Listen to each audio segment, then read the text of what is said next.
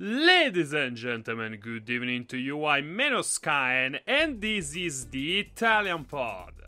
As always, with me, my co-host from Mexico, Eagle Ceres.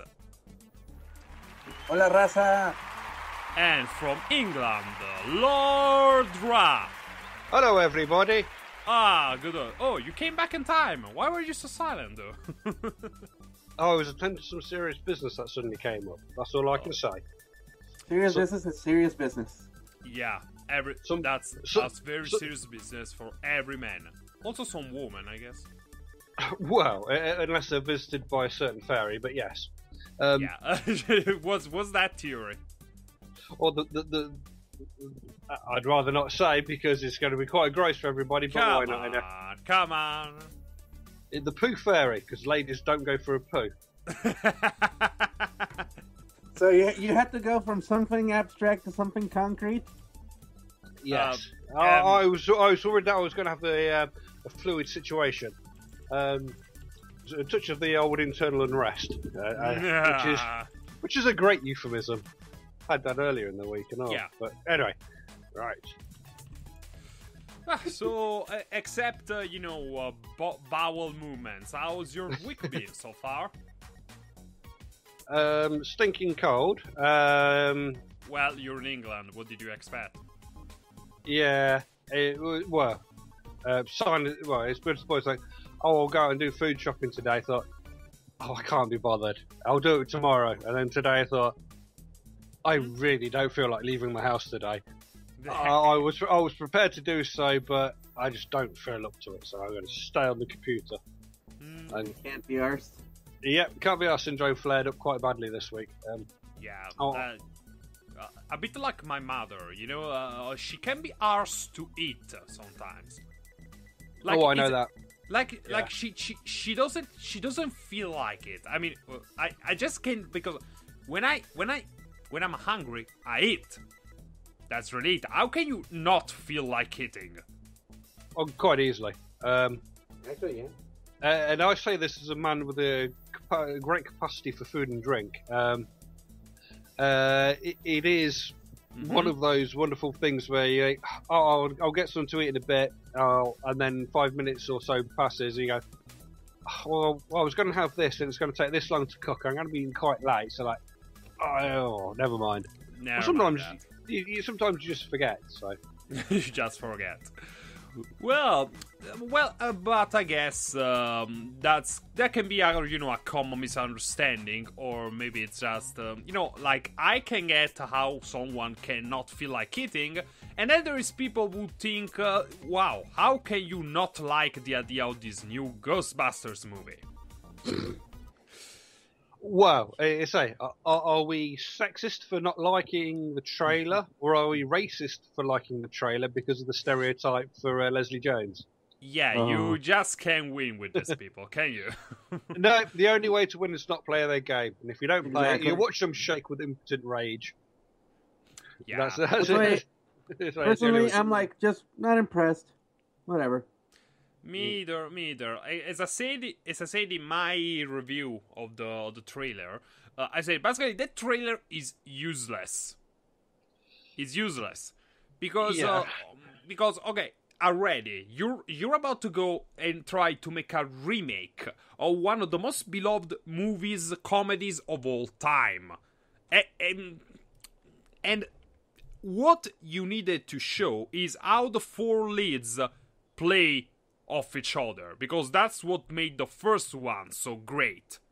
Also, Harold Ramis writing, but you don't have Harold Ramis anymore, so you already have that against you, and then you show us... Okay, seriously, basically, when I saw the trailer, okay, why are you telling me shit I already knew? Because basically, that was the same premise as the first movie, basically. We already knew that. Well, there's a theory going around that the original Ghostbusters are kind of dead, and it kind of ties in that way rather than I can't remember the exact details of the theory, which makes this part of the conversation entirely worthless. Like an alternative universe or something. Something like that, and but surely if it goes in the same universe, then they will have mentioned this, and they need to bring up the fact that 30 years ago there was the paranormal activity, for lack of a better term. And and why aren't they on speed dial? It's a bit like Ant-Man. First thing we should do is call the Avengers. The Avengers, that was really smart. But for this, basically at the beginning of the trailer, they mention it like 30 years ago. The 4 scientists, except one wasn't a scientist, by the way. Anyway, 4 scientists saved New York. Now, are they referring to that as the movie, or basically in the movie that actually happened? Eagle, you were saying something. That's something I wanted to comment, because in the trailer at the beginning they talk about the original movies, and they kind of imply it's a canon. This is in the future versus. Is this an alternate continuity? Is this a new retelling? Is it a reboot because it's 2016 and everything has to be new and fresh and remade?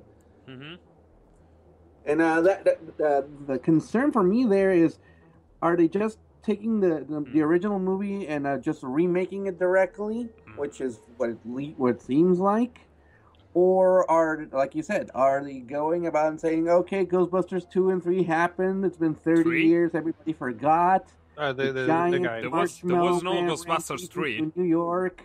Well, there's some argue that the game was Ghostbusters 3, but... No. But yeah, the game... No. Yeah. It was okay. It wasn't great. It wasn't great. Different. It was okay. Well, I personally don't count that as 3. I like to count maybe the cartoon series was better. Yes. Kind of bad. Well, I have to bring up a point here that some of you may not be aware of. What? They licensed the name Ghostbusters when they wrote wanted to make Ghostbusters. And that's why there's actually a second Ghostbusters cartoon. I know. The real Ghostbusters. And then there's the real Ghostbusters who look nothing like the ones in the movies. There's the other one, because there was a Ghostbusters from which the was same the guys one with the human ape, cartoons. The transforming car, stuff like that. But it was more magical based versus the real Ghostbusters, which is pretty much the cartoonified version of our favorite foursome. And then there was the sequel, like the second cartoon series, which had it was kind of diverse. You had the guy in a wheelchair. You had the punk the Extreme rocker. Ghostbusters. Sorry? Extreme Ghostbusters. Yeah, Extreme Ghostbusters. Exactly. Yeah, that would. I remember kind of liking that. I have to admit. I don't know, maybe because it was the 90s and I was very young, but I don't know. I remember this. The 90s extreme version was before the whole social justice zealotry, and they were trying out stuff. They were trying to be a little bit more. Okay, you know what? Let's try something different. Let's try be cool. Let's try going after the kids, be young, be hip, be fresh. And they brought in the kid. There was one of the new Ghostbusters that was in a wheelchair. There was the punk goth girl being punk goth, but also being punk. And then there was hot. the other two characters. Which it was the nerd guy, and there was the black guy too. Yeah, there was a lot, And I have to say, I remember the guy in a wheelchair was sassy and it was fun. And I remember like a scene, like it's stuck in my mind. I don't remember almost anything about that cartoon, but I remember this guy in the wheelchair stuck somewhere, enclosed without his wheelchair, trapped, sweating, and yet he was talking to himself, trying to get out of that situation. And that kind of stuck with me. The difference there is, yes, it was inclusive, but it wasn't forcing inclusive down your throat like some bad porno. Yeah. Wait, like a what? It wasn't forcing inclusiveness down your throat like a bad porno. Okay, this I had to hear. How is like a bad porno inclusive down your throat? What? Shoving down inclusiveness down your throat. Oh, okay. Now, Why is that? Like, that doesn't sound like automatically a bad porno. I mean, is that? Oh, Well, depends on everybody's taste. yeah, exactly. Let's say like hardcore porn, but some people like hardcore porn, I guess. This conversation is going to a place I don't really like. Let's go back to the Ghostbusters. Okay, what do you think of what we saw of the girls so far, like the 4 leads? I'd say they left me with nothing except Leslie Jones. Yes. Leslie Jones kind of stole that trailer. She was funny, but some people have pointed out, and I can see the grain of logic in their thinking, that she's a stereotype. But in all fairness, most of the... Winston. Yeah. Winston was the layperson, the no-nonsense guy, who apparently in some of the background information was given what he was a former Marine. But he didn't give a monkeys about the paranormal. To quote him, there's a steady paycheck in it, I'll believe anything you say. And that's fair enough. But Leslie Jones's character is they're saying it's a stereotype because she doesn't. Well, she's not a scientist and she knows New York, so she's got the street smarts. But yeah, I guess it can be a stereotype because we've seen it in movies before. But just because she has the street smarts doesn't mean she's dumb. Oh, well, that's true. Yeah, because I think that's what most people are angry about. Because she's not a scientist, she doesn't have she's not an engineer or stuff like that. That means she's dumb. That's not really true. No, here's the thing why people are salty about that. They were expecting the new Ghostbusters to be a complete remix, ready mix and match whose characters, and because it's 2016, they expected at least one of the characters be female Neil deGrasse Tyson.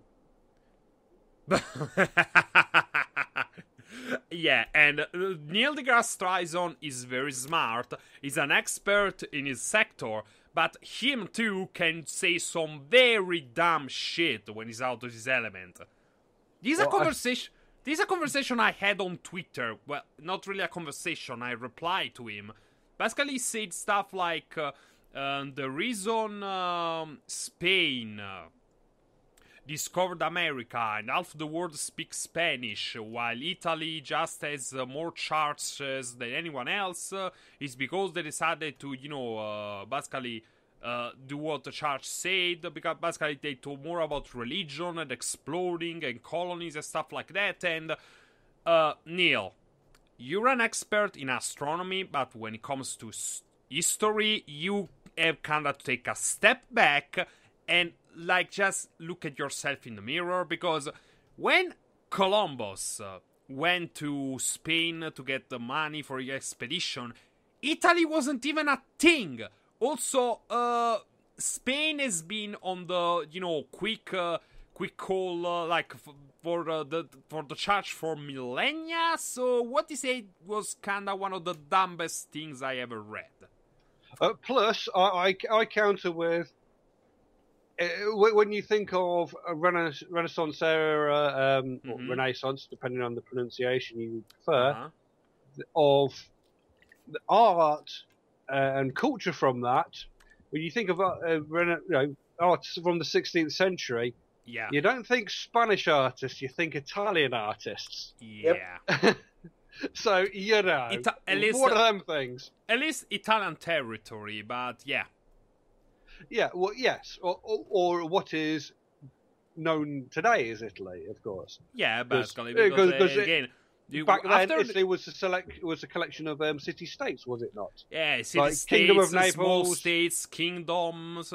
we had French domination, Norse dominations, Spanish, everything really.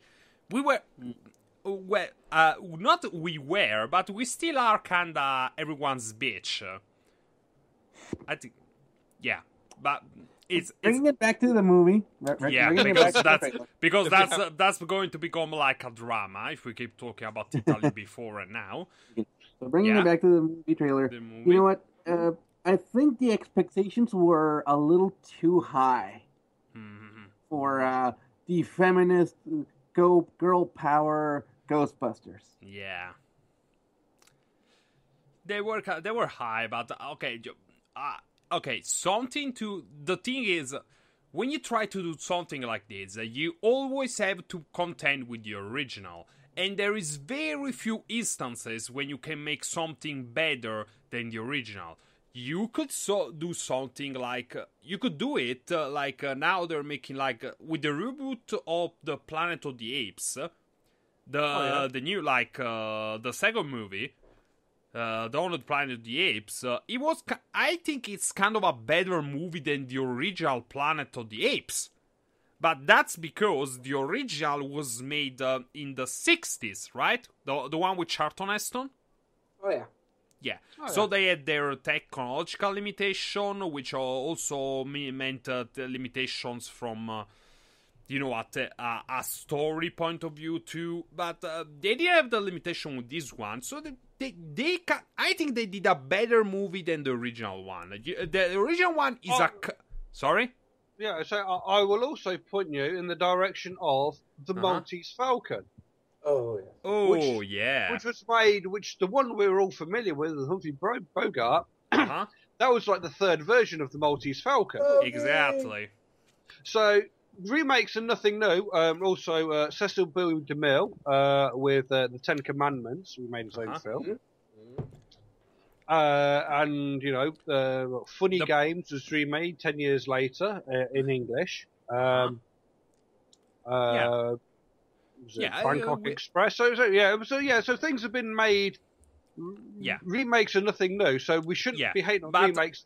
Remakes. Yeah, but when it comes to Ghostbusters, it was a lost cause from the beginning. First, because they decided to go all inclusive. Basically, they decided to go, okay, we're making a new movie and we're going with shock value instead of trying to make a faithful sequel. Something that could that has the spirit of the original. No, they went full inclusive. And second, because the strength of Ghostbusters was in the writing.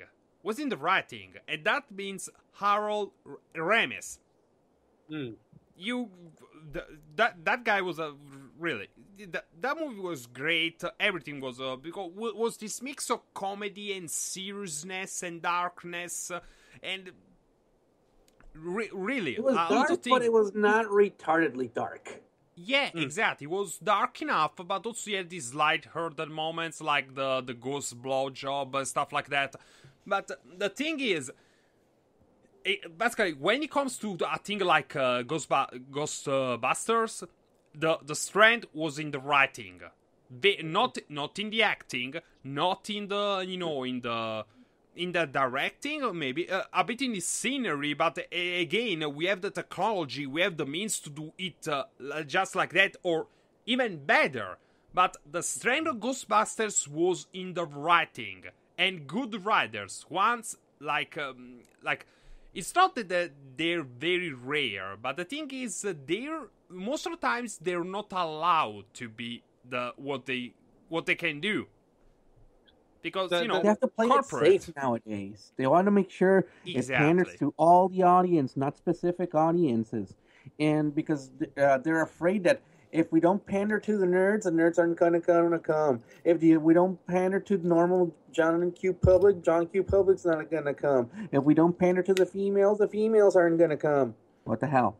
Yeah. Just do a damn good movie. Pander to one audience. If it's good...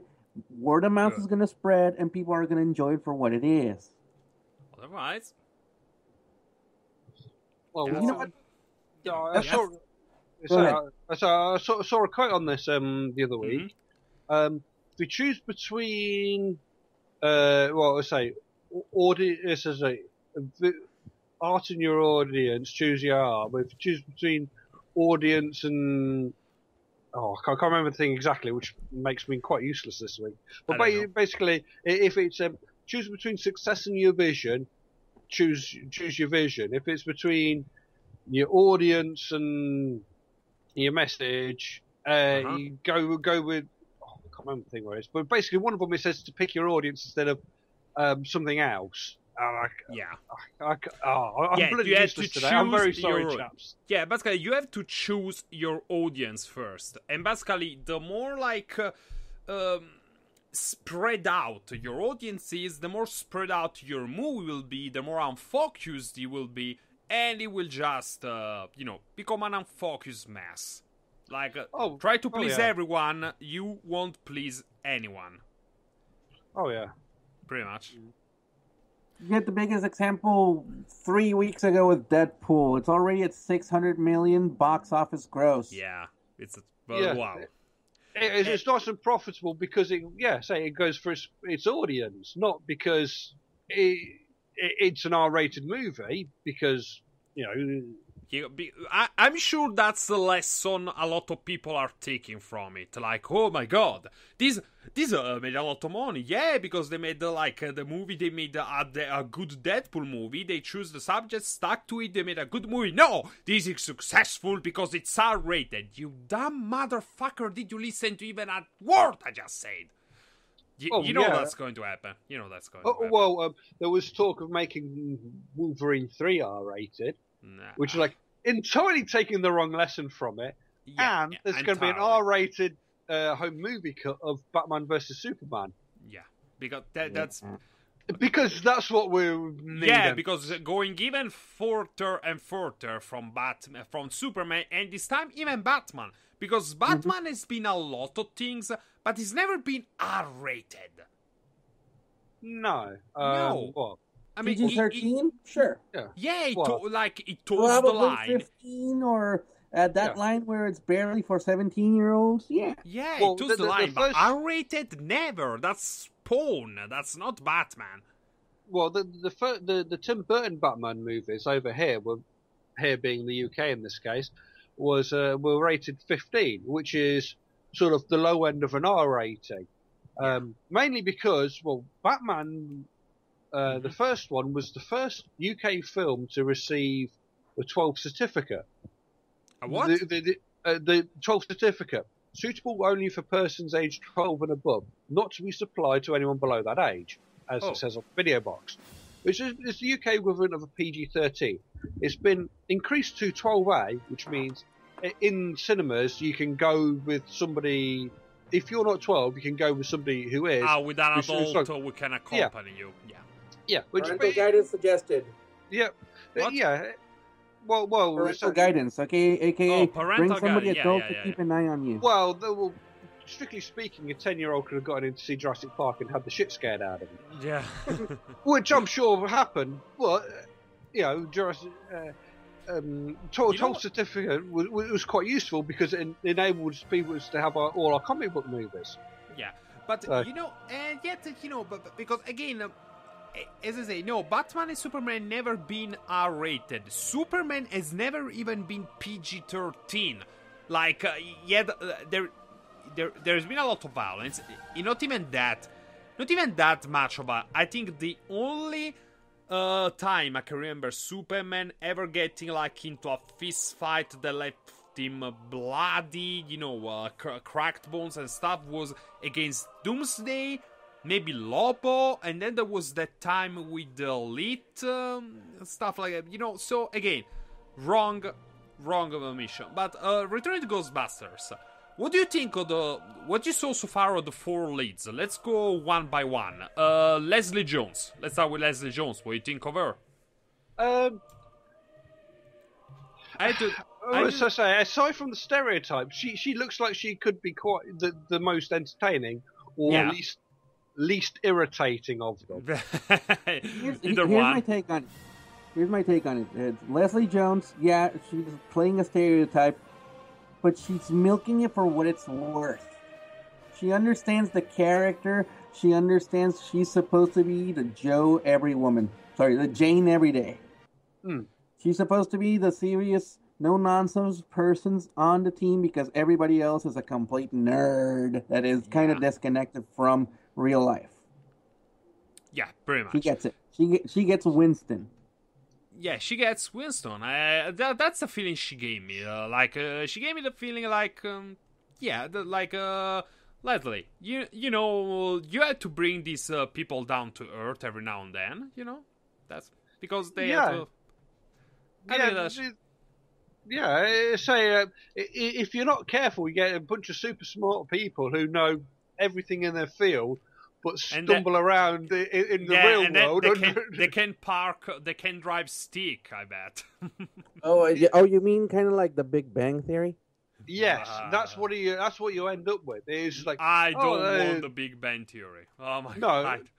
No, it's like they come along and say, "Oh, wait a minute, you're not the wallet inspector." Simpsons reference there for everybody. Okay, then Kate McKinnon. Oh, she's the Egon of the group. Egon? No, Kate McKinnon is the blonde one. Yeah, the one with hair like Egon from the cartoon. Oh, okay, that's what you meant. No, because she's also in a way, kind of the Ray. Sorry. For me, she's coming off as she's the big tech fiend and everything. The engineer, but at the same time, she's Egon, but at the same time, she acts like a weird Venkman. Yeah, pretty much. She's like a weird freaky Venkman. Yeah, you can't really put I can't really put a finger on her. That can be a good thing or a bad thing. We have to see. But okay, and I guess she's the most attractive of the group. That too, I guess. Conventionally attractive. Not my cup of tea, sorry. Conventionally attractive. Okay, yeah. Yeah, that's the phrase to use with this, I believe. Okay. So yeah, I can. Yeah. I don't know. The whole licking. The whole licking the guns she's thing licking the guns like that's why? that makes no sense whatsoever. That's as retarded as licking knives just before you have a climactic knife fight in an action movie. Yeah, and that's why I say that she I can put a finger on her, and you have to see if it's good or bad, because that's the scene that said, okay, she may be a girl, she may be. We have to see. Then we have Kristen Wiig. I'm not that familiar with the stuff, but she seems a bit like the Ray in that she's quite nerdy and socially awkward, which is perfectly fine. But I don't know. I'm not that familiar with Kristen Wiig's stuff. I haven't seen Bridesmaids. Apparently, it's really funny. I just haven't got around to seeing it. Maybe I'll rectify it this week. I don't know. Here's my problem there. Between Kristen Wiig and Melissa McCarthy, they don't know which one's supposed to be Venkman and which one's supposed to be Ray. Yeah. And neither of them comes off as the Venkman. Yeah, again, Nobody's that's I'm probably only because here for the fame and glory. Yeah, again, we haven't seen them. We haven't seen enough of them. We haven't seen enough of them so far. Again, that's the problem. Actually, but the thing is, it's kind of like they are trying to pigeonhole them into certain roles because that's what happened in the original. Mm-hmm. But at the same time, it's like they're modern, they're hip, they're not supposed to be what you want them to be, but they are, but they're not. Yeah, they want to be everything at the same time, and the original guys, they had I don't want to say a stereotype, they had their roles, because at the time they weren't stereotypes yet. Yeah. They weren't stereotypes yet, so they had their roles, but they brought so much character to their roles. Yeah. To their acting. They made, they were particular. These girls, I don't know. I really don't know. Yeah, I don't know yet. That's the problem. This trailer is fucking useless to discuss these things. They basically they showcase the colors. By the way, the ectoplasm thing looks faker in this than in the original. That's incredible. Well, to be fair, you back in 1980 or whatever, you'd spent like $50,000 doing a 2-second optical shot, or you did it practically, and it's like, because if you've watched the original Ghostbusters with the commentary on, which is highly recommended. Because they say, because the book's moving across. They say, it's on a wire. Actually, there's a $50,000 optical effect. They're joking about it. It's like, with some of these, you got to do these practical effects. When it takes a few clicks of a mouse to be able to go, right, this is now 10% bigger. Look how awesome it is. Another 4 hours in the render farm for it to work, for it to be a little less shiny. But again, it's cheap. Well, it's cheap, not literally, obviously, because these effects are really expensive. Yeah, but it seems like a cheap cheat. Yeah. What I want to comment on that is, you know what? The graphics, computer CGI they actually look pretty good. I would actually watch it for that. Yeah, because I kind of like the colors. I mean, it's not like the original, like at all. The original had color, but at the same time, you had this darkness, this grit to it. But I kind of like, because you don't see many directors using all the spectrum of colors. I can only think of Guillermo del Toro, who does that on a regular basis. And from the chat, Richard, I hope I'm not pronouncing your name wrong. Yeah, a lot of neon. A lot of neon on there. But you know what? It's not a bad thing because, you know what? The proton packs, the ghosts, you kind of want to make them shine out, especially in a more modern New York kind of setting. Yeah, and that's the problem. That's New York has changed. The theme, the grit, the colors of the 80s were the colors, the grit of New York at the time. Now New York is all neon, is all bright lights and stuff, especially at night. I think that was a scene in Times Square in the trailer, I think. Yeah.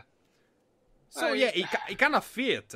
And again, so that's not to say that you can make grit with bright colors. Again, just the one thing I think the new movie misses from the first one, it's the reality or viscerality of the ghost. Exactly. How they kind of gross you up, but not quite to kind of keep away.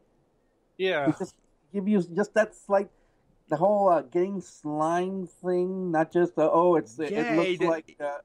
looks like something just straight out of the blender. Yeah, exactly. It doesn't look like in the original. It was disgusting. It felt disgusting. In this, it feels like a prank. That's really it. It feels like a prank. It looks like somebody got splashed with a slightly thicker mouthwash instead of hair gel. Yeah, pretty much. Yeah, that's the problem. Again, as I said, just because you had to use bright colors doesn't mean you can make the movie visceral or gritty or dark. Just watch Crimson Peaks. Again, Guillermo del Toro. That movie is a love letter to gothic horror, which is anything but, cheery, happy. But it uses such bright, intense colors, and yet it's a visceral movie. It's gritty, it's dark, it's, intense. This movie doesn't really give me that sensation. Really not. Even the I linked in the chat to the Red Letter Media thing, and then which you've probably, I think you've seen. It's like 57 seconds, and it is basically makes a mockery of the the usual reviewer podcast on YouTube. The review that's this. Reaction. proton packs, Slimer. These are things I recognise. It's like, ugh. And well, I do like the Red Letter Media stuff. They are very funny. they're kind of good. They're kind of cool. I do like their best of the worst, especially when they were talking. One of their recent ones where they had Max Landis in. Max. Well, they had a conversation with him, which was interesting, and then they had the thing where they actually watched 3 movies on the best of the worst, including the wonderful Neil Breen Double Down. Yeah. Max Landis is kind of a bell end, but I guess it's funny. I guess he's kind of a bell end, though. I can't fault him for his work on Chronicle. Chronicle was excellent. Yeah. What else he's worked on? That's the problem. I haven't actually seen. Okay, so returning to Ghostbusters, do you think you will go? Sorry, I was saying there's one character we've not mentioned yet, Melissa McCarthy. Yeah, we're getting there. Because Eagle talked about her and Kristen Wiig in a tandem. Melissa McCarthy gives me the, the smart, hot girl with no social skills, which is all work and school, I guess. But it's just a lot of, as long as the jokes aren't, lol, I'm fat, which really, which tends to get with, unfortunately, with her and Rebel Wilson. Rebel Wilson's someone I find really irritating. Which is why I'm not watching the new Sacha Baron Cohen movie, Grimsby, or The Brothers Grimsby, as you may know it. It's because Grimsby's a town in northern England, and it's... Well, all right. Anyway. Yeah. So, yes, I don't know Melissa McCarthy. I've not seen enough of some things within that have been made me laugh. Here's the thing, for Melissa McCarthy, it's she's been doing more TV stuff, not just Saturday Night Live, but most of these girls have been doing Mike and Molly. She was in that spy movie, Spy. SNL. They've been on SNL too. And her thing is, she's a fat chick, but she can do a lot of awesome stuff being the fat chick. Mm-hmm. So it's like don't. With her, what I'm seeing the problem there is again with her and I always forget the other actress, Kristen Wiig. They don't give them enough to work with. I feel that's they don't give us enough to extrapolate who's a Peter, who's a Peter Venkman, and who's a Ray Stantz, because basically those two are supposed to be playing that back and forth. And I'm seeing okay, I'm stepping on your toes. No, I'm stepping on your toes. No, I'm stepping on your toes. No, they don't give me that feeling at all. Mind. Who's gonna be the cool one? Who's gonna be? I don't think we're going to have the nervous wreck. One. I don't think we're going to have the cool one here. Why not? I think McKinnon but more than the cool one, she's going to be like the smart-ass, funny one, stuff like that. But we're not going to have a cool one here. They just don't give me that feeling. I don't know. The thing is, they're trying too hard with what we've seen from McKinnon. They're trying too hard for her to be the modern. Cool. No, they don't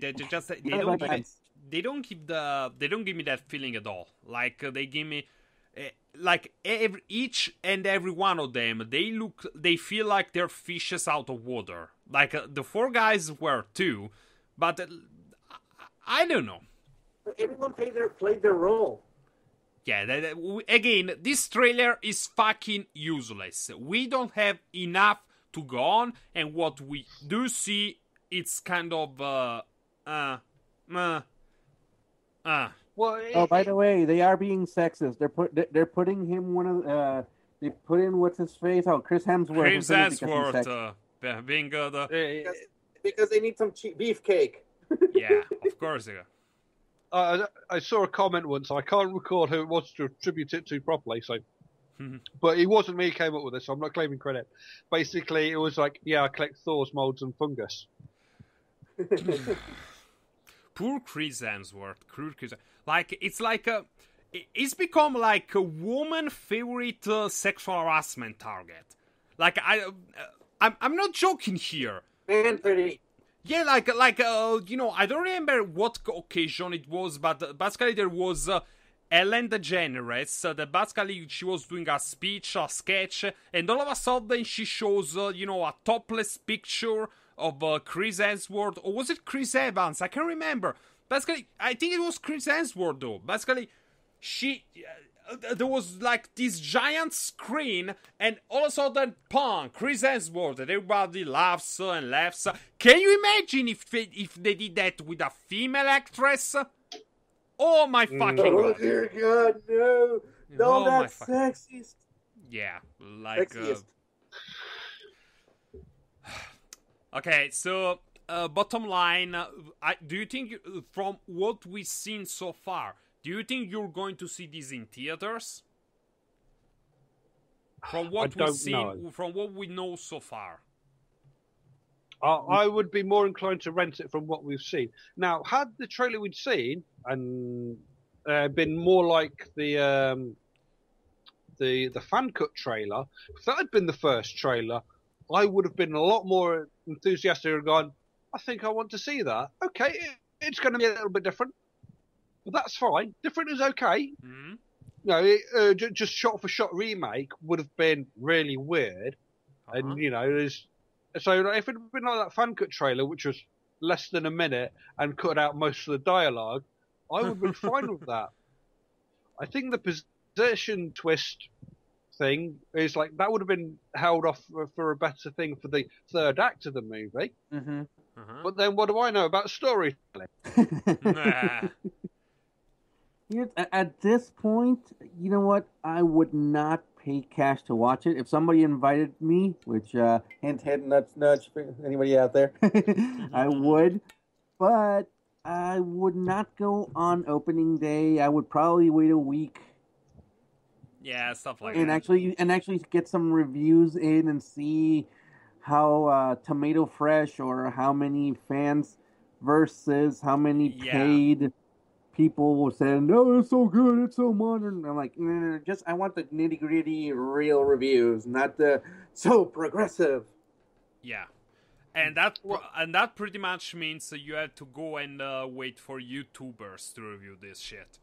Because Yeah. seriously, it seems like the only people who can do a decent, like, honest, like, a good review of something right now are people on YouTube. But how the fuck did that happen?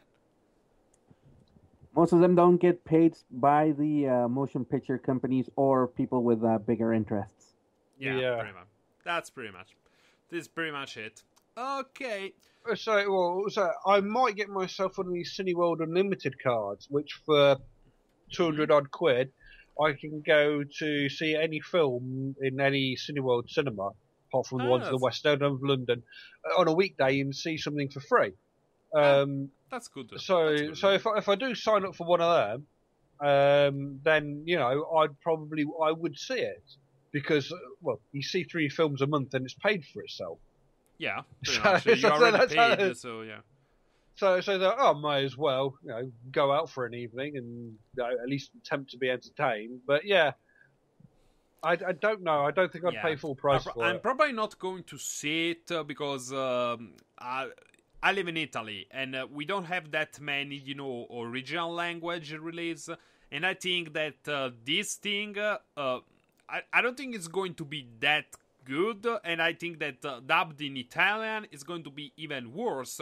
Or it could be better, but at that point I couldn't really, if it's better, but it's not the original people, the acting, the voices, so I couldn't really tell that, so I really don't know. I don't think I'm going to see it in theaters anyway.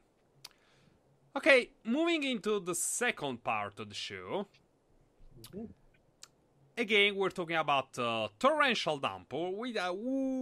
I think it's going to become like a fixed occasion on our podcast. I'm sorry, I'm wearing myself out because I liked how many people were listening in the last time, and I want to keep that trend going. I'm sorry. I want to be a slut. Yeah. Sorry, I want to be a slut. I'm sorry. So, Wait, last time we already? talked... Sorry? You weren't already? You're an Italian man, of course he's a slut. No, sorry. No. Sir, signore, I'm not a slut, I'm a man whore. There's a difference. There's a difference.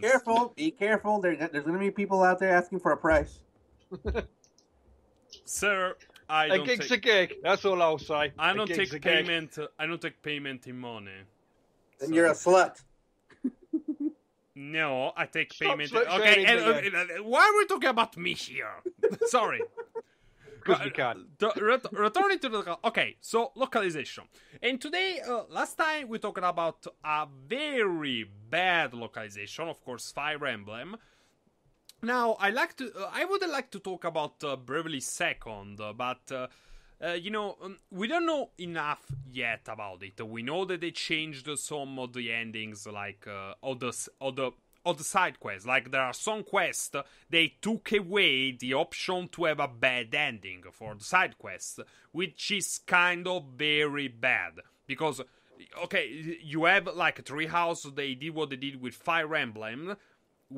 Fire Emblem Fates, which was, basically messing everything up. But here you go and cut an entire ending of a side quest, like you change the way... that's even worse. That's even worse. You're changing the author's idea of telling you, get good, scrub, in a dramatic way. Yeah, but okay. Can you imagine what they would have done like something like on, Mass Effect 2? We'll gloss over 2. We'll gloss over 3 for the time being because that's a whole lot of heartache. That's what. Okay, yeah. Okay, so it's like Mass Effect 2. We're talking about Mass Effect 3.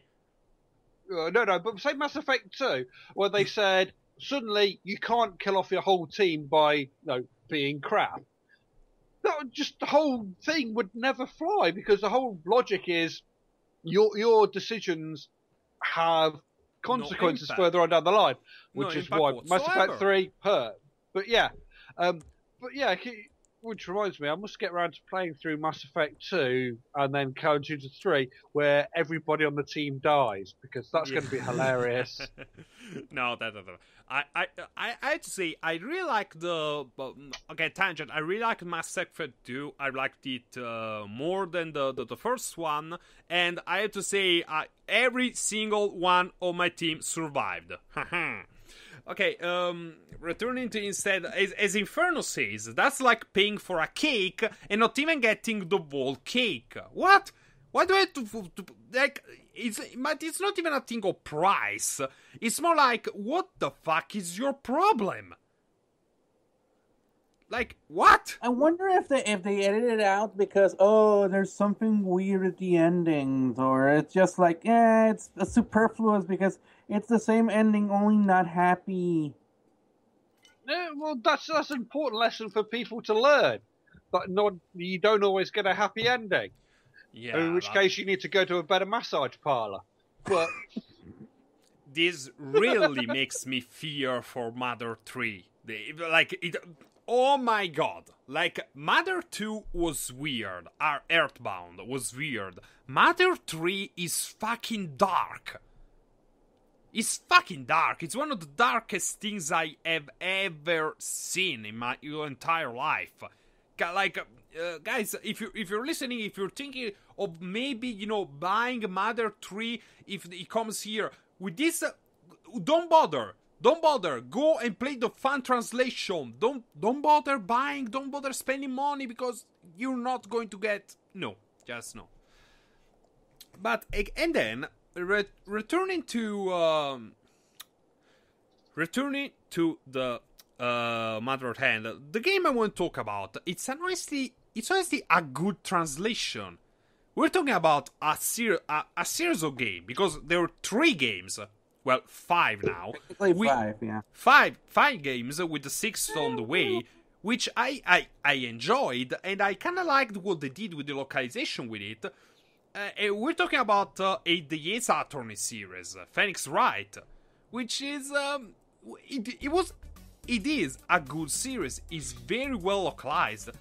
But the problem is, even that has created some problems. A very big problem. Want to explain what that problem is, Eagle? Have you even said the name of the series, or should I hold it back for a little bit?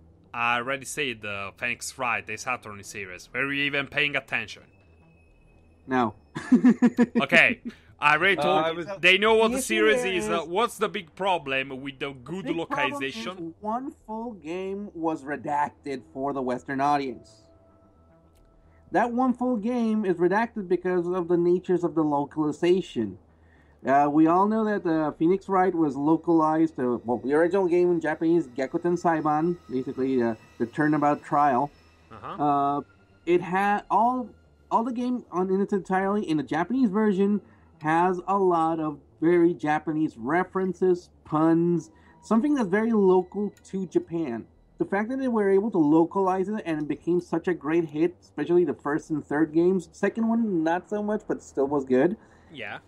It, I liked Francisca. It was greatly localized, great, good use of language, good use of puns, they had to rewrite some stuff because some jokes just do not translate well. No, not Yeah. Problem with the missing game, the sixth game, it's all the other games you can localize as United States. Dai Gyakuten Saiban. Yeah. The sixth game is localized in Meiji era Japan. Yeah, it takes place in the Meiji era Japan. And AKA Samurai era. That's a game where it's impossible to take the Japan out of that. Mm-hmm. So the other games were localized, saying it happened in Los Angeles, California.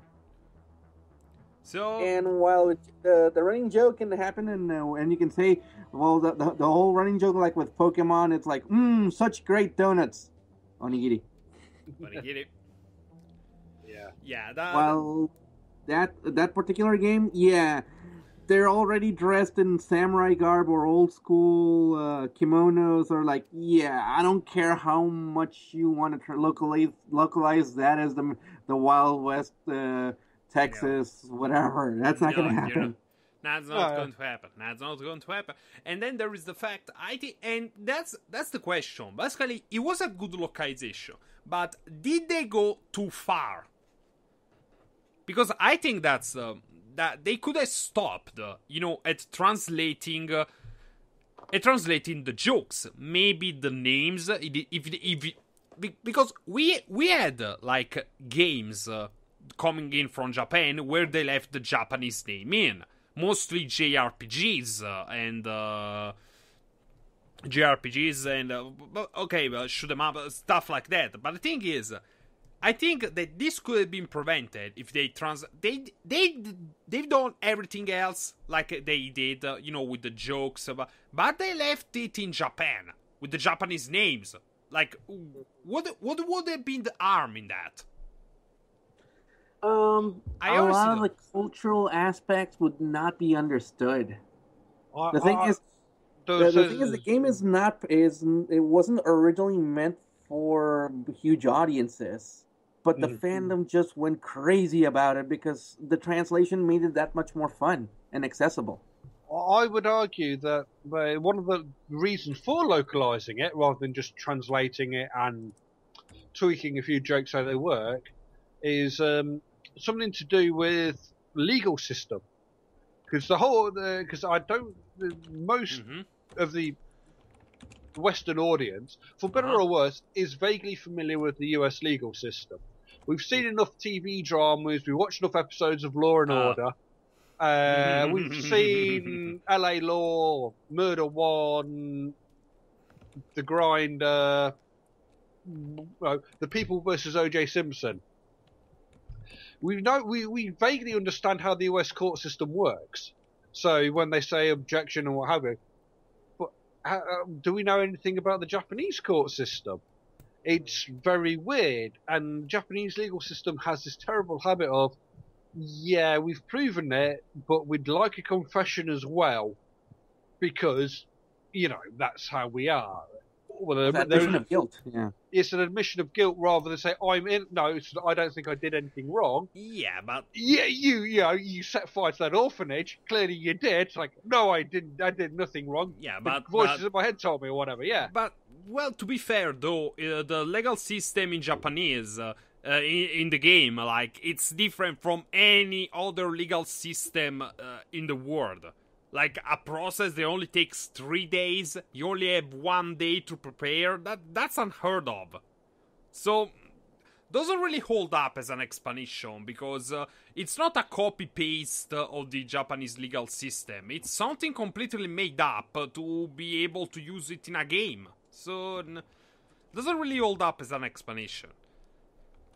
I can understand the jokes, but they could have just left the placement. As you said, anyway, they don't get that. They wouldn't get it. So leave everything else. Like, leave everything else, but leave it in Japan. There's this comment from Richard on the chat. Yeah. He's referencing also the Fire Emblem Cross Shin Megami Tensei game that's coming out. Where it's based on a lot of Japanese location, modern Japanese locations, and Japanese pop idol industry, which we're kind of discussing, going back and forth about JP pop culture or Japanese pop culture, where it's the idol system over there, the personality system over there is completely different from the West, specifically from the United States. Well, what do you know? USA, you're getting taken to school. Simple. Mm-hmm. Seriously. Yeah, but a lot of people are lazy. They don't want to learn about other cultures. They just want instant gratification. And except when they do. Except when they do. Because learning about other cultures is cultural appropriation. I thought you knew that by now. Yeah, of course. Yes, I want to get appropriated by the culture, not appropriate culture. Yeah, but the problem is, we're talking about the Shin Megami Tensei and Fire Emblem. I can understand Fire Emblem, but Shin Megami Tensei, when they're talking about Shin Megami Tensei, they're talking about characters from Shin Megami Tensei, from Devil Survivor, from Persona, and that's a series that's never, played the Western say way. Also because it's never been possible. All these games are played in Japan, and they are not afraid to show it. Like Devil Survivor. Devil Survivor takes place in the Yamanote line of Tokyo. They didn't change it to New York. Sorry? Best loop line ever. Yeah, been there. I've ridden on the Yamanote line. Yeah, they leave the names, they leave the references, they leave the place, the locations, the terms, they leave everything. Persona, same stuff. The Persona 1, 2, and 3, and 4. I'm not really that big of a fan of the Persona series after episode 3, but the thing is, yeah. So you can learn some. What do you know? America, you're learning something new about a country that's not your own. Easy. Go read a book. Go Google it up. No, not even read a book. Just play this game. See this game. You're having fun and you're learning new stuff about other cultures. Well, the thing is, audiences are smarter than people often give them credit for. Which no, is a terrible thing. No, especially for games like Phoenix Wright. Especially for games like Phoenix Wright, you can I'm sorry, but unless you like playing games with a walkthrough by your side, you can't really play Phoenix Wright if you're not at least a little smart. Here's one thing. One also extra reference on there and I'm not gonna blame it on us weebs. It's like we're becoming multicultural. It's not that we're taking over other cultures. It's like we want to learn because we enjoy, because we dig into other cultures. We found other raid countries very cool. There's a reason we love anime. There's a reason we love modern history or past history. There's a reason why we want to go to other countries and experience what they live, what they eat, what they do. For example, all us weebs, and I count myself among them, that loved The World Ends With You, or It's a Wonderful World from Square Enix. I played You know what? That was so, Tokyo-centric. A lot of the locations were off-brand, but it was Shibuya, Shinjuku, all those areas in central Tokyo that are like modern cultural mecca for Japanese kids. and now all us new fans that love that are kind of Japanophiles and I want to go there. I want to see what's why it's so cool to other kids or to other people. Yeah, but that's can you imagine if America did this? Like America did this with its movies, because think about it. Italy. I live in a country, Italy, that it's been a fan of the United States for the longest time until recently, I guess. But the thing is, it became such a big fan because of its culture, because of its movies, its products, the blue jeans, Coke, stuff like that. Can you imagine if they did what they do with Japanese games, what they did it with American movies when they came out of the USA? Who would give a fuck about the USA? But, well, yeah. Well, I'd say, it reminds me, 4 years ago... you're cracking up, Will. Can you repeat that? Sorry. 4 years ago, at the London Olympics, she made a ceremony, which was like, what am I looking at here? This is a bit mental. But God damn it, they played some fine tunes. There was a moment where they had, because pretty much the day after they had announced that the Olympics were coming to London, there was the 7/7 bombings. It's like, oh, so they had a tribute to the people who died in terrorist things. And in America, they cut to an interview with Michael Phelps when they had Emily Sunday singing Abide With Me. It's like, oh, hang on, wait a minute. You just cut out a tribute to the victims of terrorist attacks the world over. Mm-hmm. Really? How do you think... Can you imagine how much of a stink that would have kicked up in America if somebody had just, oh, it's a 9/11 tribute. We need to see that. Oh, fuck me. They'd be up in arms. Not regular arms, bare arms and all. Yeah. Woohoo! Second Amendment pun there. Second Amendment, yeah, exactly. Okay, and I had to answer to Toraneko. Basically, it's a friend of ours who's contacted me via Skype saying, I should point out one thing about the Phoenix Wright series. A lot of games content relies heavily on wordplay. If Capcom didn't localize the names and things, and that's why I said only leave the locations and the names. But then, so leave the name. Okay, but the thing is, there is one thing that people keep forgetting about, games, Japanese, stuff like that. Okay, because video games have one incredible thing at your disposal. You can use every kind of media form. If you want to show something, you can use audio, you can use video, you can use written language, you can do whatever the fuck you want. So people, so they didn't leave ramen, they didn't substitute Maya's love for ramen with hamburgers, they left ramen or onigiri. What the fuck is a onigiri? You are in a video game. Show a little picture of onigiri. You do that kind of stuff to retrace. They retrace the symbols, the blood, the clues. You can show a fucking little picture of onigiri. You show dogs. Fuck's sake. Yeah, but the problem there becomes on the producer side. It's like, oh, we don't have enough disk space to work with because it's a Nintendo DS game. Logistics bullshit. Yeah, pretty much. So again, that's bullshit. That's an excuse. So again, there's really no excuse, especially, and I think that's one of the other reasons why Japan is losing large chunks of pop culture to South Korea. South Korea knows how to market its stuff, and it's not afraid. It doesn't cut. Also because they're tamer than Japan, but that's on the on the sexy side. Nothing else. Yeah, Korean porn's not quite it's not quite as weird as Japanese porn. Yeah, it's not as weird, but they're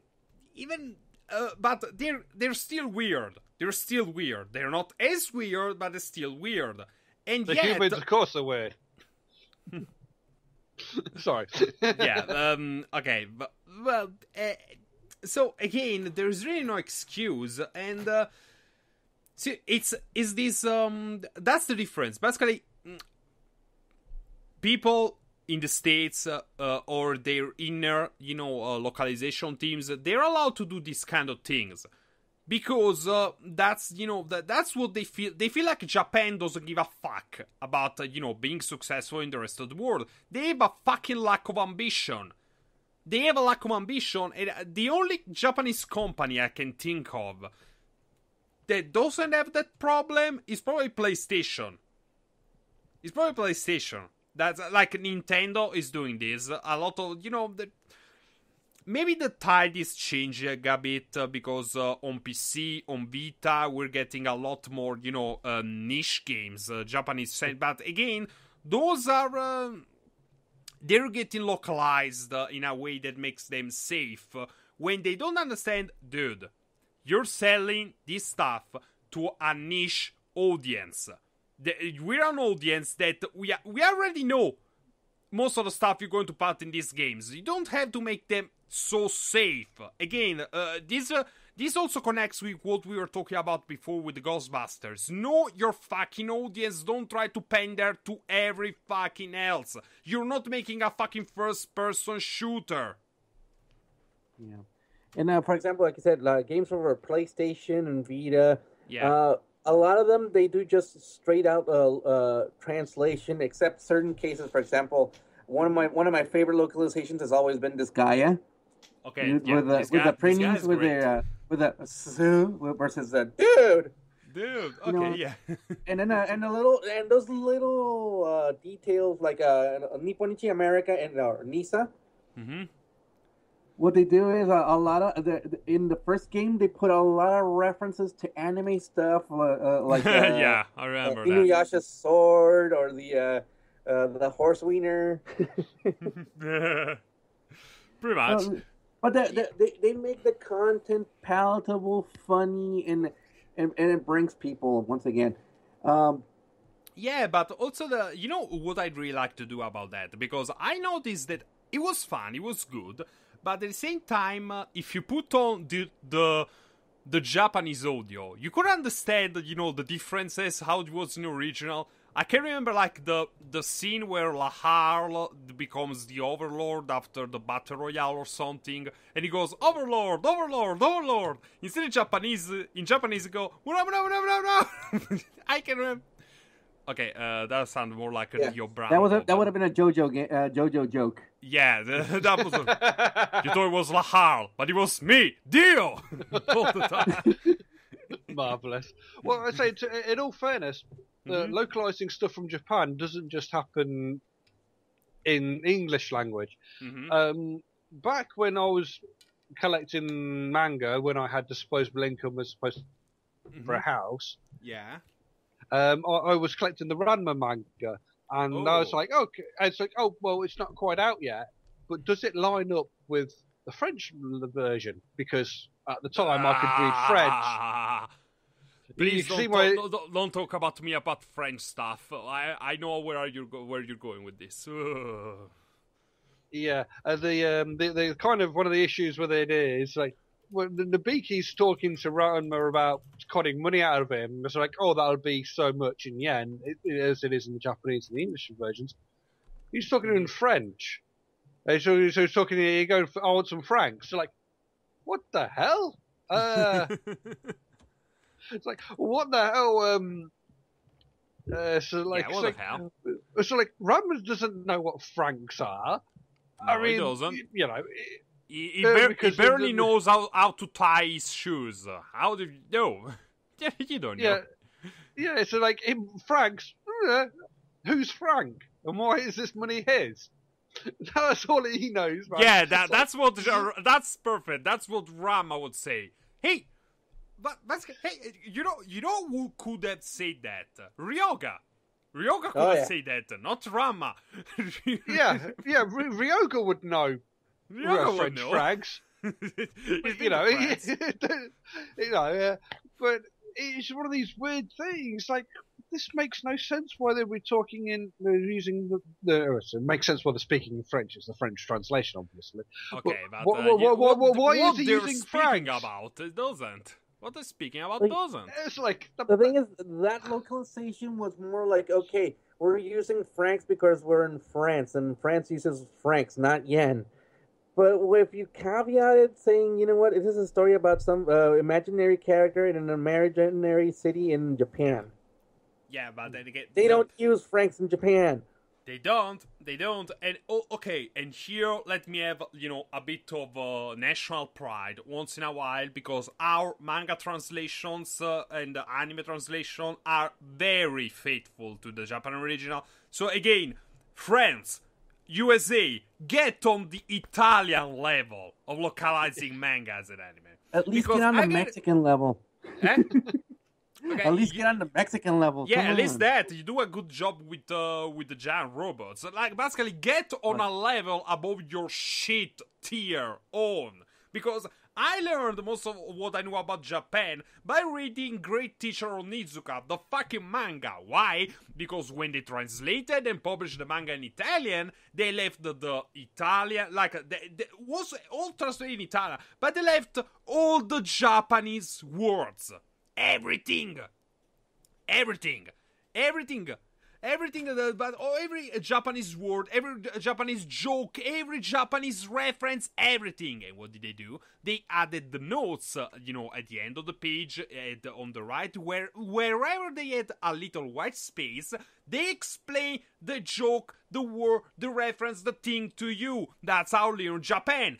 You can't get on the level of Italy when it comes to translating shit from Japan. Get it through your head. Be ashamed. Be ashamed. Yeah, because there's a lot to be ashamed on that. You know what? I'm gonna have to play a devil's advocate, being Mexican American here. The Okay. problem there is, anime and manga hasn't really been a big thing until the 2000s. So before that, it was Get on our level.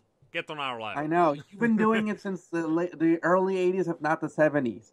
Now the thing is, for the longest time, and still up to now, there's a lot of people that still feel that in America and part of Mexico, why are you watching kiddie stuff? That's not mature. It's like, hello, have you read some of the stuff in the comics, in the Japanese comics? Yeah. Hello?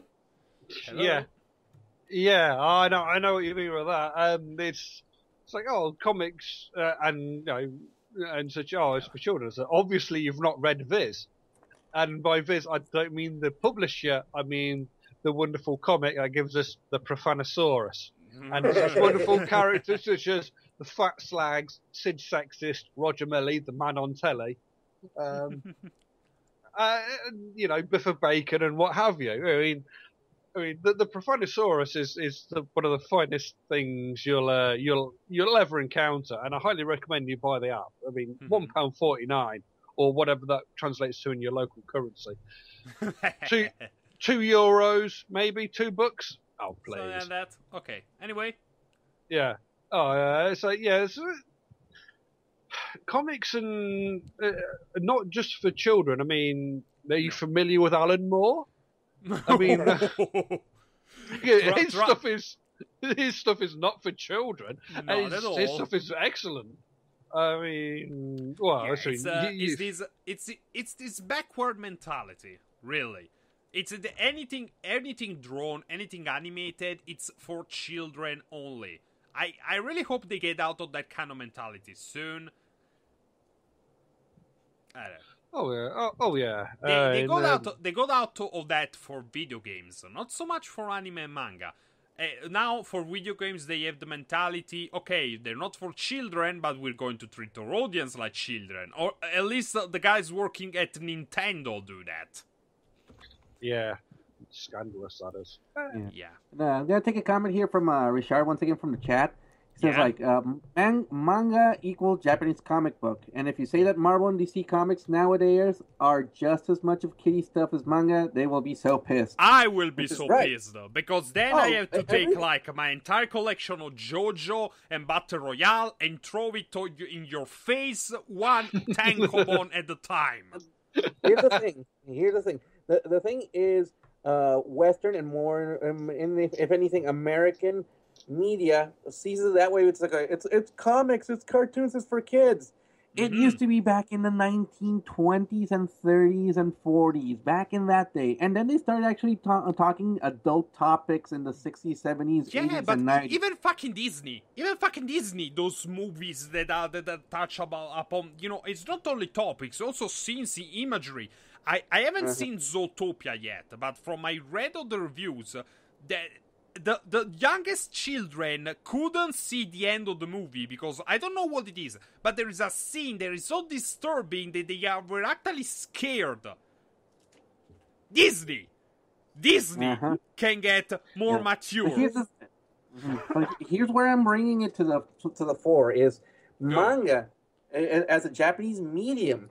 It caters to so many different audiences. Exactly. There's Kodomo, children's anime. There's shoujo and shonen for young teenagers, male and female. There's seinen and josei for young adults, male and female, and for grown-ass adults. They're basically novels, but in cartoon format, in comic format. Yeah, it's not just Mickey stuff. Mouse and Donald Duck here. It's everything. Like, then of course you have your trends like a manga or an anime does something good. Everything there is a lot of people trying to copy that, but that happens in every media form. Has been since the beginning, since even since the fucking Middle Ages that happened. Yeah, and an adult story. Or sometimes you want to read an adult story, and sometimes you want to look at a nice pair of tits. I mean, that's just how it works. I mean, that's the thing. But yeah. I mean, there's far worse things. The thing is, books are great because something's written, you can get away. For example, one of my favourite novels is L.A. Confidential by James Ellroy. Oh. And it's a brilliant film as well. There are many differences, mainly because they wanted to use a different character name as in different movies, so they changed the character's name. Rights issues are really a thing. Whatever. The film is hard R, 18 certificate in the UK. Oh. There's violence, people being beaten to death. There's talks about prostitution, drug taking. It's generally unpleasant people, being shot to death and what have you, corrupt cops and all this. When I worked in the video shop, I could not sell somebody a copy of that if they weren't 18. If I worked in a bookshop, I could say, "Hello, Confidential, that's a brilliant story." It's like I could sell that to you, no problem. Which is weird, but brilliant. It's like, it's just a book, it doesn't matter. Well, it's like the thing with radio comedy and drama I have on Radio 4. It's like, there's a thing, this goes out at 6:30 in the afternoon. It's like, it's just not, you can't even swear on regular British TV at that time. It's like, it's absolute bullshit, this is. Like, they just swear. It's like, get in. Yeah, they can't get over the fact that something doesn't have to, and then there's people say they have to cater, to this taste, to this kind of, either they have to cater to children or they have to get into their narrow boxes, there's nothing. You can put comics, you can put movies, you certainly can't put manga into your narrow little boxes. Either if you think they have to be for children, either if you have to think they have to be for politically correct.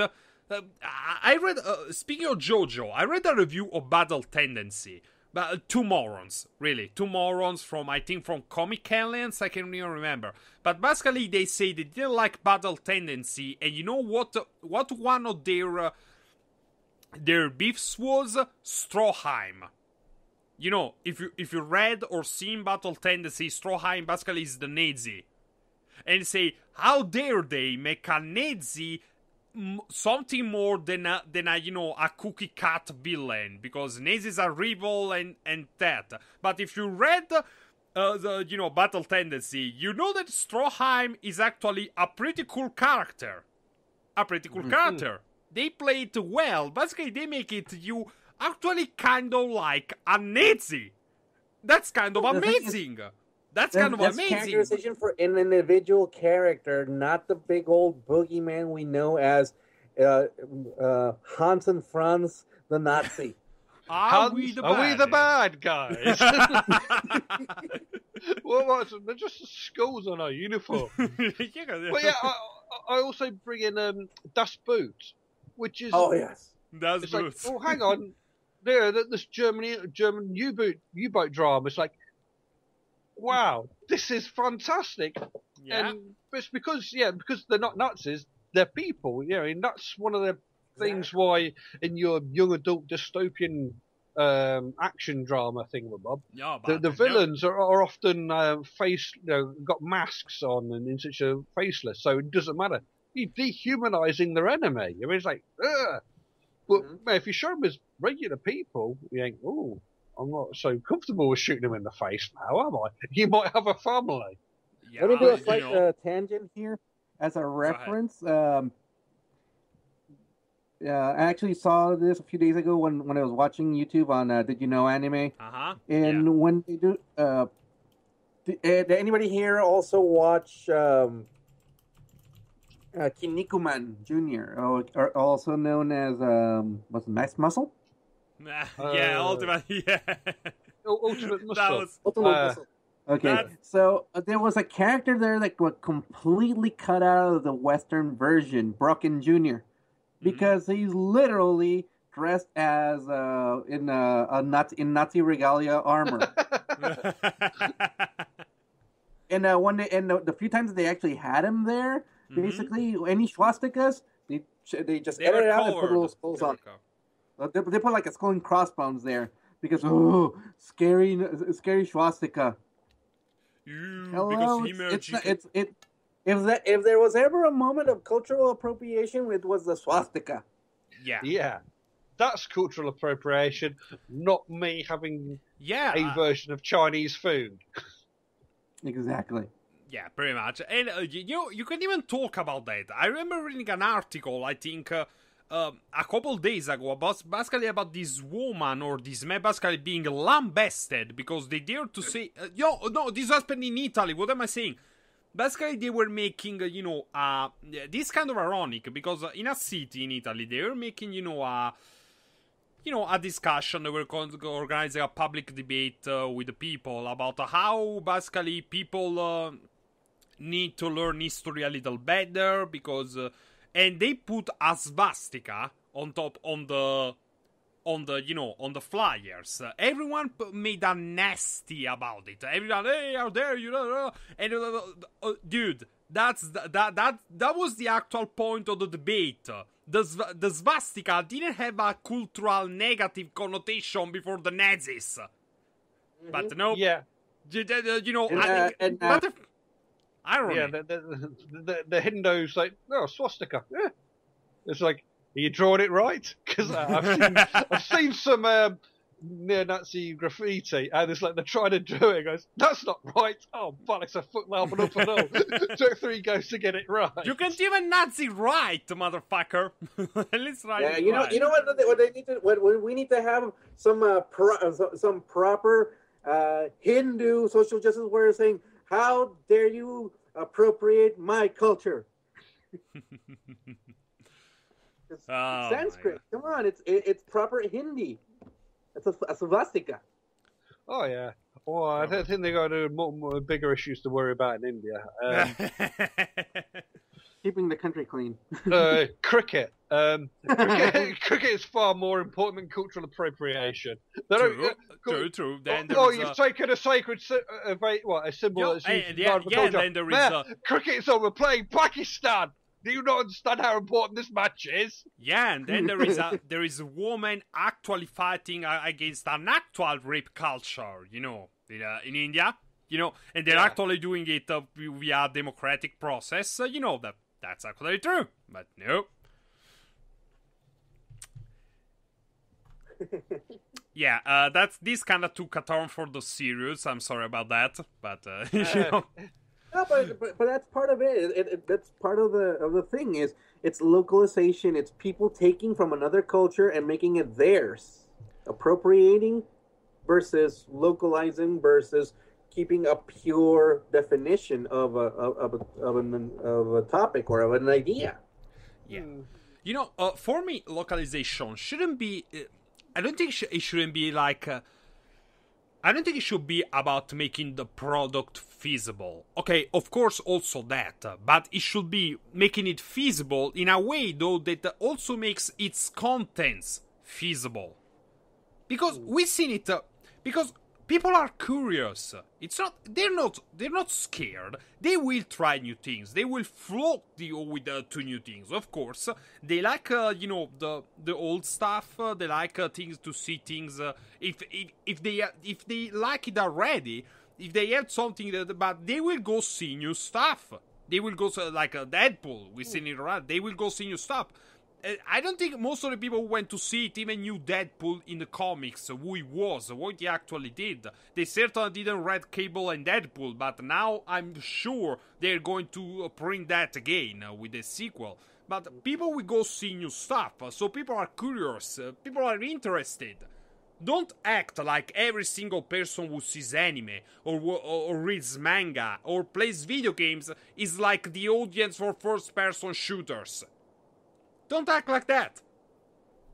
I've got a question for you. Because you obviously seen everything. Do you ever see anything, any British TV? Does that get localized at all for you? I'm trying to think what British exports you like maybe Red Dwarf, the young ones. I don't think so. No. At least not in Italy. Maybe on some.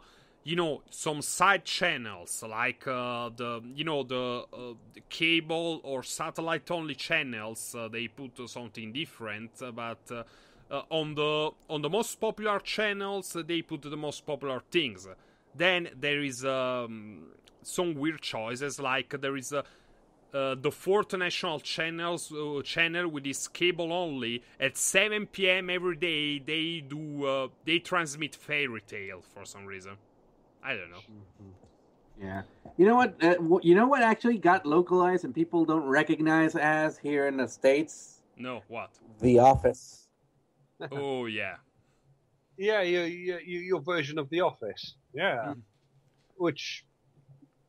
Yeah, I was saying, so I was curious as to whether or not anything you take out various references. Now, I do know there was an attempt to localize Red Dwarf for a pilot, which went horribly, horribly wrong. I can just let's never speak of this again.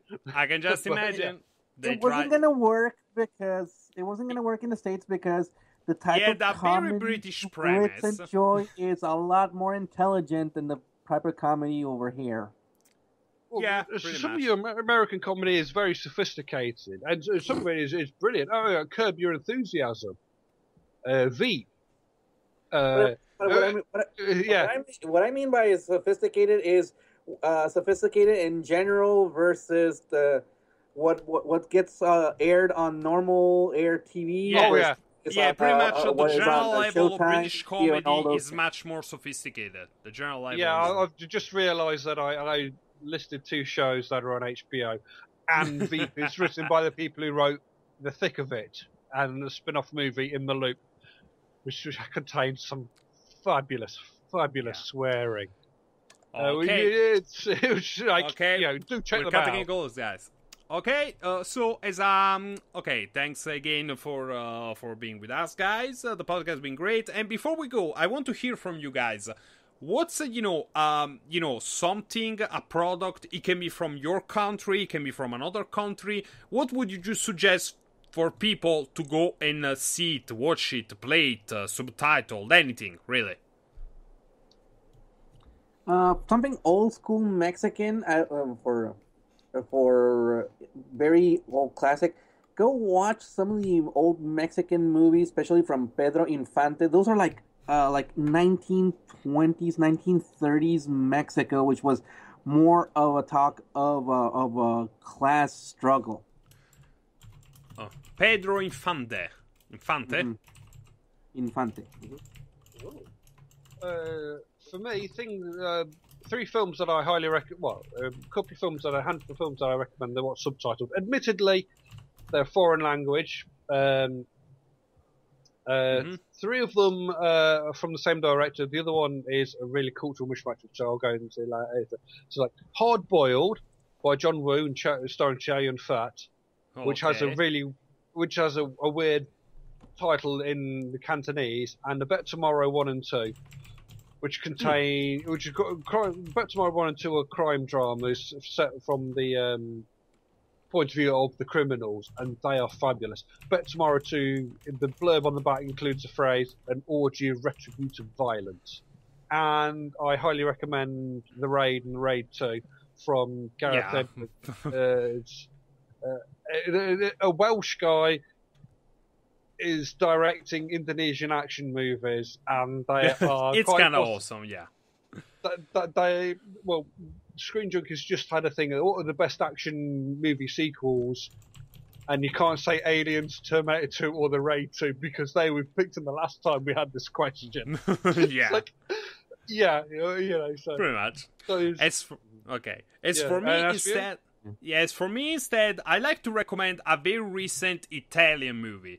It's by Checco Zalone, which basically is the name is Quo Vado, which is a play on the the words Quo Vadis in Latin. It's basically okay. It's a very good comedy, but you have to see it because if you see this movie, you see how Italy and Italians are right now. It's very funny. It's a very good comedy, but it's incredible because it's Italy. It's Italy and Italians as it is right now. Go watch it, and have a laugh at ourselves. Because it's either that or crying. It's either that or crying. I'm sorry. If you can't laugh at yourself, what right do you have to laugh at anybody else? And if you can't laugh at yourself, you're missing out on one of the best jokes ever. Alright guys, again thank you for listening in. I'm Menosky, and as always this is the Italian Pod, and again I want to thank my co-hosts Eagle Ceres. Gracias amigos. And Lord Ra. We'll see you next time, next Sunday, same time I think. Yeah, should be same time. See you next time. Bye bye. Yep. Alright, same bat time, same bat channel. What he said.